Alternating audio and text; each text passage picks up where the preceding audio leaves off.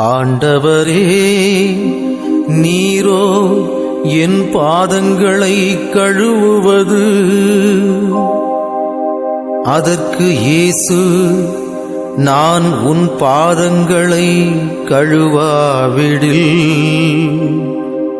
உனக்கு என்னோடு பங்கில்லை என்றார். சீமோன் ராயப்பரிடம் அவர் வரவே, ராயப்பர் அவரை நோக்கி சொன்னது, ஆண்டவரே, நீரோ என் பாதங்களை கழுவுவது. அதற்கு இயேசு, நான் உன் பாதங்களை கழுவாவிடில்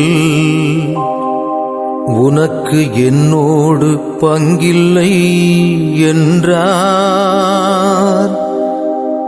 நான் செய்வது இன்னதென்று உனக்கு இப்போது தெரியாது,